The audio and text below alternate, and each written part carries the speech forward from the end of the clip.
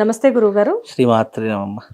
గురువుగారు, దీపం దగ్గర నుంచి పువ్వుల దాకా ప్రతి ఒక్కళ్ళు కూడా ఇందులో కూడా వాళ్ళ రేంజ్‌ని మెయింటైన్ చేస్తున్న రోజులివి. వాస్తవమే. అంటే మట్టి ప్రమిదలతో చేసేవారిదైనా వెండి ప్రమిదలతో వెండి కుందులతో చేసేవారితో అయినా కానీ ఎవరికైనా కానీ భక్తి ఒకటే. అవునమ్మా. కాకపోతే ఏంటంటే మట్టి ప్రమిదలు ఉన్న వాళ్ళు ఎలా ఫీల్ అవుతారంటే ఏమో వెండి ప్రమిదలతో చేయడం వల్ల ఏమైనా ఇంకా మంచి ఫలితాలు కలుగుతాయేమో అని చెప్పేసి ఆలోచిస్తారు.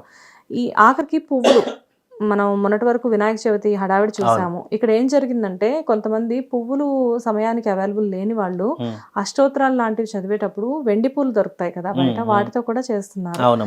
నిజానికి మామూలు పువ్వులతో చేసేవాళ్ళు, వెండి పువ్వులతో చేసే వాళ్ళకి నిజంగానే దేవుడు కూడా కాస్ట్లీగా ఏమన్నా వరాలు కురిపిస్తారా? చాలా మంచి ప్రశ్న అడిగావమ్మా. తప్పకుండా తెలియజేస్తాను. ముందుగా ప్రేక్షకులందరికీ శ్రీమాత్రే నమః, శ్రీ గురుభ్యో నమః. ఇక్కడ మీరు అన్నట్టుగా కాస్ట్లీ పూజలు, అలాగే మనం తాహతకు తగినటువంటి పూజలు అవి ఏమీ ఉండవు. ఇక్కడ కాస్ట్లీ పూజలు అనేటటువంటివి ఉండవు, లో పూజలు అనేటటువంటివి ఉండవు, మిడిల్ పూజలు అనేటటువంటివి ఉండవు. ఇక్కడ పూజా విధానం అంతా ఒకటే. మనం భగవంతుడు అంటే ఎవరు, భగవంతుడు మనకు ఎందుకు మనం ఇవన్నీ చేస్తాము అంటే భగవంతుడి మీద మనకున్నటువంటి ప్రేమ, భగవంతుడి మీద మనకున్నటువంటి విశ్వాసము, భగవంతుడి మీద మనకున్నటువంటి నమ్మకము, అలాగే భగవంతునికి మన తగినట్టుగా ఎన్ని రకాలుగా పూజించాలో అన్ని రకాలుగా పూజించడం అనేటటువంటిది మనం పెట్టుకున్నటువంటి నియమం, మనం పెట్టుకున్నటువంటి పద్ధతి. ఇప్పుడు మనము మామూలు పువ్వులు ఏదైనా పూలదండ కానీ మామూలు పూలు కానీ మనము ఇచ్చేస్తాం, వెళ్ళిపోతాం. అదే బంగారు పూలు నేను రోజు పూజిస్తాను, రోజు బంగారు పూలతో పూజిస్తానంటే రోజు బంగారు పూలు వచ్చి ఎక్కించడు కదా. ఇక్కడ ప్రకృతిలో పూచేటటువంటి పువ్వుకి ఏది సాటి రాదు. అది బంగారం కాదు, డైమండ్ కాదు, వజ్ర వైఢూర్యాలు కానివ్వండి, ఏదైనా ప్రకృతిలో పూచే ప్రతి పువ్వే గొప్పనైనటువంటి పువ్వు అని అనిపించుకుంటుందే తప్ప నేను నా తాహతకు నన్ను గొప్ప ఉన్నదాన్ని, లేదంటే నేను గొప్ప కోటీశ్వరుల్ని, నేను ఈరోజు బంగారు పూలతో పూజ చేస్తాను అని చెప్పేసి భగవంతుడు ఏమి వచ్చి అబ్బా నాకు బంగారు పూలతో పూజ చేస్తున్నారు కదా, నేను వచ్చి అక్కడ కూర్చోవాలి అని ఎప్పుడూ అనుకోడు. నువ్వు బంగారంతో పూజ చేసినా, వెండితో పూజ చేసినా, మట్టితో పూజ చేసినా, మామూలు పువ్వులతో పూజ చేసినా, నీ మనసులో ఎంత భక్తి ఉందో అది మాత్రమే భగవంతునికి పుష్పంలా అమర్చబడుతుందే తప్ప నువ్వు బంగారంతో పూజ చేసిన దానికి, మామూలు పేదవాడున్నాడు అతడు మామూలు పూలు తెసి పూజించేటటువంటి వాడికి పెద్ద డిఫరెన్స్ ఏమీ ఉండదు. అసలు ఆ పూలు కూడా కొనుక్కోలేని స్థితిలో ఉన్న వాళ్ళు అక్షంతలతో కూడా పూజ చేస్తారు. ఇది మంచి పద్ధతి. ఇప్పుడు పువ్వులు అవైలబుల్ లేకపోతే అక్షతలతో మనం ఇప్పుడు అక్షతలు అంటే అర్థం ఏంటి? క్షరము కానటువంటిది, నాశనము లేనటువంటిది. మనకు పూజలో ఏదైనా లోపం జరిగింది, ఏదైనా వస్తువు మర్చిపోయాము అంటే అది అక్షత రూపంలో మనం భగవంతుడికి సమర్పిస్తే ఆ అక్షతలు మారిపోయి మనం ఏదైతే వస్తువు మర్చిపోయో ఆ వస్తువు పరిమాణంలోకి మారి ఆ వస్తువు భగవంతుడి పాదాల ముందర చెందుతుంది అని చెప్పి అక్షతలు వేయమంటారే తప్ప అక్షతలు ఊరికే వేస్తున్నారంటే ఏం కాదు. మనము ఆసనం సమర్పయామి, ఆ తర్వాత సువర్ణ ఖచ్చితరత్న సింహాసనం సమర్పయామి. సువర్ణ ఖచ్చితరత్న సింహాసనం బంగారు సింహాసనం వేయాలి. బంగారం సింహాసనం వేసే శక్తి మన దగ్గర ఉందా? లేదు. కాబట్టి దాని బదులు మనం ఏం చేస్తాము? అక్షతలు వేస్తాము. ఆవాహనం సమర్పయామి, ఆసనం సమర్పయామి, సువర్ణ ఖచ్చితరత్న సింహాసనం సమర్పయామి. ఇవన్నీ ఏంటంటే మనం అవన్నీ కూడా భగవంతు సమర్పించలేం కాబట్టి అక్షత రూపంలో అవి ఇస్తున్నాము తండ్రి, ఇదిగో ఇవి నీ దగ్గరికి మారి నీ ఏం కావాలో ఈ అక్షత రూపంలో తీసుకో అని చెప్పేసి మనం భక్తిపూర్వకంగా వేసేటటువంటిదే ప్రధానము తప్ప ఇక్కడ మనం బంగారంతో పూజ చేసినా భగవంతుడు ఏమీ దిగిరాడు, మనం వెండితో పూజ చేసినా భగవంతుడు ఏమి, మనం బంగారం వెండితో పూజ చేస్తున్నాం వీనికి ఇక అన్ని కోట్లు ఇచ్చేసేయాలి, వీనికి ఏమి ఆపద కలగకూడదని ఎవ్వరూ ఆలోచించరు. మన స్తోమత ఎంతైతే ఉంటుంది. ఇప్పుడు ఎగ్జాంపుల్ ఒక చిన్న ఉదాహరణ చెప్తానండి. ఇటు పక్కన కోటీశ్వరుడు పూజ చేస్తున్నాడు, ఇటు ఒకడు పూరి గుడిసెలో పూజ చేస్తున్నాడు. ఇటు పూరి గుడిసెలో ఉన్నటువంటి వాడికి దేవుడు అనుగ్రహిస్తాడా, కోటీశ్వరుడికి అనుగ్రహిస్తాడా అని అంటే ఇద్దరికీ భక్తి భావన అనేటటువంటిది క్యాలిక్యులేషన్లోకి వస్తుంది.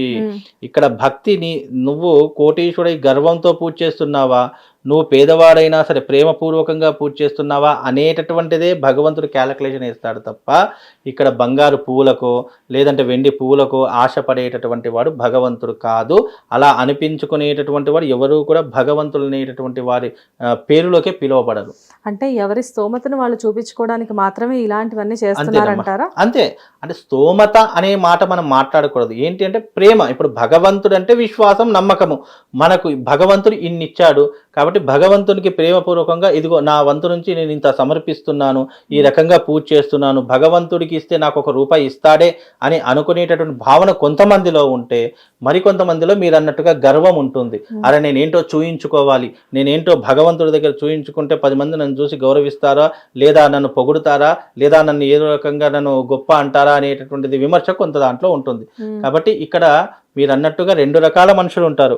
ఒకటి గర్వంతో చేసే వాళ్ళు ఉంటారు, అరే నాకేం తక్కువ, నేను ఏదైనా చేయగలుగుతానని చెప్పేసి గర్వంతో చేసేవాళ్ళు కొంతమంది ఉంటే, అరే భగవంతుడు నాకు ఇంత ఇచ్చాడు, భగవంతుడికి ఇవ్వడంలో తప్పేముంది అని చెప్పేసి ప్రేమగా భగవంతుడు ఉన్నాడు, మనకి ఇంకా ఒకటి పోతే ఇంకా 10 ఇస్తాడు అని అనుకునేటటువంటి వాళ్ళు కొంతమంది. కాబట్టి ఇక్కడ ఆలోచన విధానాన్ని మనం క్యాలిక్యులేషన్ వేసుకోవాలి, భగవంతుడి మీద విశ్వాసాన్ని క్యాలిక్యులేషన్ వేసుకోవాలి. ఎక్కడైతే భగవంతుని యొక్క పూర్తి నమ్మకం విశ్వాసం ఎక్కడైతే ఉంటుందో అక్కడే భగవంతుడు ఉంటాడు. అది పూరి గుడిసైనా సరే, పెద్ద మేడలైనా సరే. కాబట్టి ఇక్కడ భక్తే ప్రధానము. నీలో ఉన్నటువంటి భక్తే భగవంతునికి పుష్పముతో సమానము తప్ప ఇక్కడ వేరే బంగారు పుష్పాలు వెండి పుష్పాలు సమానమై ఏమీ కూడా కాదు. పోనీ ఒకవేళ బంగారు పుష్పంతో పూలు లేవని పూజిస్తారు, పోనీ అవి అక్కడే పెట్టేస్తారా? పెట్టారు. మళ్ళీ అవి డబ్బాలో పెట్టుకొని మళ్ళీ ఇంటికి తీసుకుని వెళ్ళి మనకి ఎప్పుడైతే మనం పెద్ద పెద్ద పూజలు చేసుకుంటామా లేదా పెద్ద పెద్ద వ్రతాలు చేసుకుంటామా అప్పుడు ఇవి ఉపయోగిద్దాం, మంచిగా చూడడానికి డెకరేషన్ చాలా చక్కగా కనిపిస్తుంది ఇలా అనుకునే వాళ్ళు కొంతమంది అయితే, మరి కొంతమంది మీరు అన్నట్టుగా భక్తి భావనతో చేసేవాళ్ళు కొంతమంది. కానీ బంగారం కంటే విలువైనటువంటిది ప్రకృతిలో ఒక చెట్టుకి పూచే పువ్వు దానికి ఏది సమానం రాదమ్మా.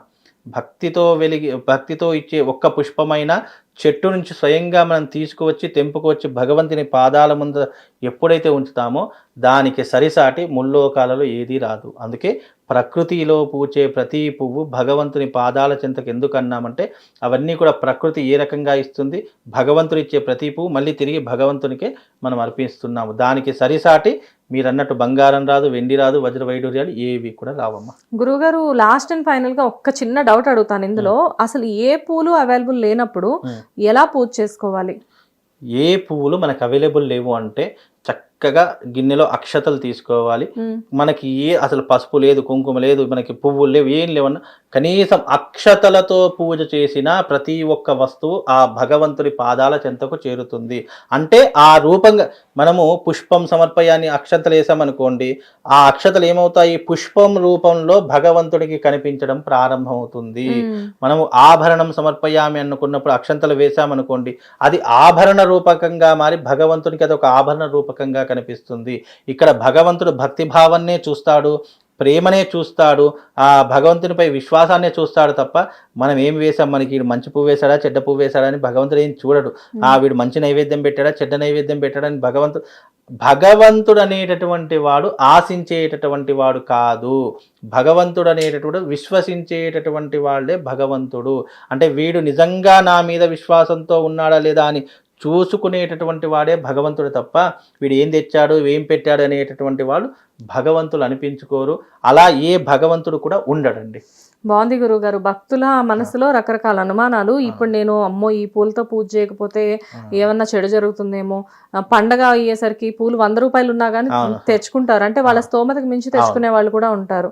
కాకపోతే ఏంటంటే ఇలాంటి మీరు చెప్పిన ఇంత మంచి విషయం వల్ల ఏంటంటే చాలా మందిలో ఆ డౌట్స్ క్లియర్ అయ్యి ఇక నుంచి అయినా కానీ వాళ్ళకి తగ్గట్లుగా వాళ్ళు పూజా విధానం జరుపుకుంటే చాలా బాగుంటుంది. నమస్తే గురువుగారు.